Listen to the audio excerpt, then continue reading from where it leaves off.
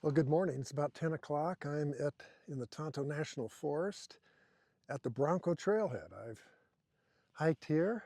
Stacy's been here. Dan and Catherine have been here. I'm going to do the same hike I've done before. It's a great hike. This time, however, we're going to get some elevation gain. As opposed to just a 10-mile on the flat desert floor, we're going to move uphill a little bit, see how that goes. So I think the only thing to do is to get started now. So let's get moving. I'm hiking along together. Aren't I having lots of fun? Hiking along in the weather. I'm just the only one. Hey, I've gone about a mile. It's great. The wind isn't bad at all. It's about 58 degrees. And my legs feel good, so I'm going to continue on. So we'll see you later. Hiking along together. Okay, here's my view. I'm kind of looking south. That's almost where I was hiking yesterday. Keep pointing out Weaver's Needle to you. And then over here, maybe you already saw it when I was talking earlier, there's the Four Peaks area. So Carefree is around to the right, 6 or 7 miles. Look at this beautiful country here. And I am heading in this direction. But I will show you this. Many people have asked me how I get these photographs. There's my tripod that I just put in my pack and take it with me and pull it out as needed. So there, one mystery solved.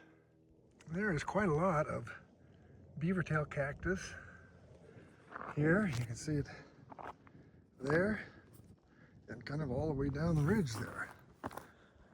Some places it grows a lot and others you rarely see it. But up here, actually it's all the way up this hillside if you look closely.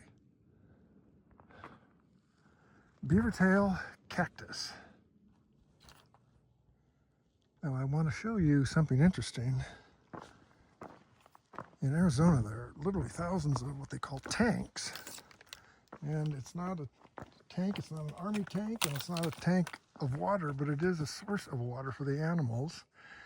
And there it is. When I was here, 3 years ago, my first trip here, there was absolutely no water in it, but you can see now, there is water in the tank.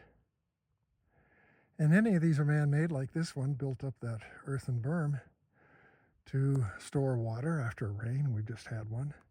And a lot of them are not man-made, they just happen to be areas where the water is stored for the animals when it's not raining, and they're all called tanks. It took me quite a long time to figure that out, so you guys don't have to.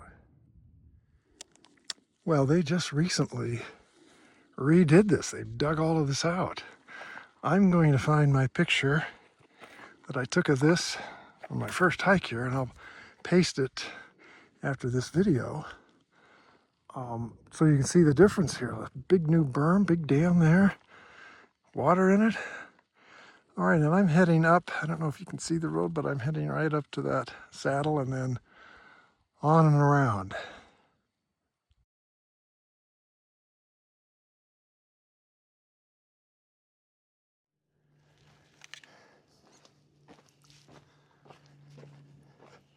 Well, you can see how the road grader, no, not the road grader, the bulldozer got up here. This was the actual trail that I took, but it certainly didn't look like this. It's amazing how a bulldozer can dig a road. If I can find a clip, I've watched a couple of YouTube videos on bulldozers building a road just like this. It's pretty interesting, particularly if you're interested in construction equipment, which of course I am. Alrighty, I have found the culprit. It's right around here. Aha! There it is. The bulldozer. And it's not really a culprit. It made a nice trail for me. It's much easier to come down than when I came down here 3 years ago. Well, let's pause this and go take a closer look. How exciting. There it is, the old John Deere 650G. It's not a brand new piece of equipment, but it certainly did the job, didn't it? Looks like it's going to need a new muffler in a while. Articulating blade, very helpful when building roads. Let's go around to the front here. There it is. I presume it came up in that direction. We'll follow the trail a little bit longer and see if I'm correct.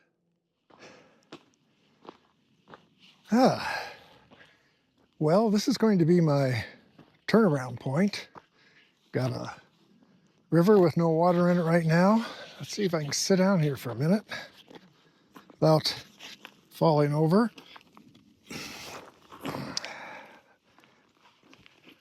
I've gone about 4 miles, so this will be about an 8-mile trip.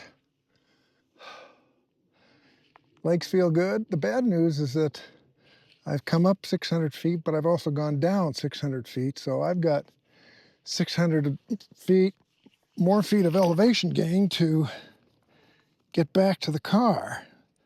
But I can take my time, and the trail is good, particularly with the bulldozer. That's made the trail excellent.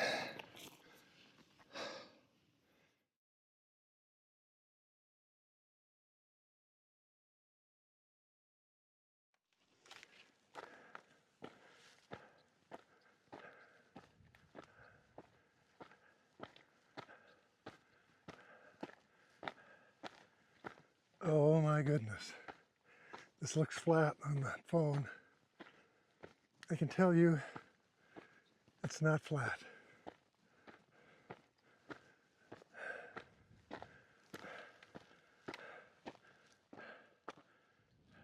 Oh my, I think I've reached most of the uphill. There's a few small sections of uphill left, but I just climbed like almost 600 feet in a mile. Very steep. It's good to be up here on the saddle. I'm testing this because it's quite windy up here on the saddle, and I want to see how my microphone is handling it. So, well, there's the 4 peaks over there. Showed those earlier. Weaver's Needle right there. And the trail is right here. So let's take it. Hi. I've got a little over a mile left, not much more than a mile. I'm glad. It's pretty much all downhill except for a slight incline that I'm looking at. My legs are tired. I'm tired and I'm hungry. I only had half of my sandwich and I've got to eat something. I was going to wait till I get to the car, but I don't think I can wait that long. So I deserve this.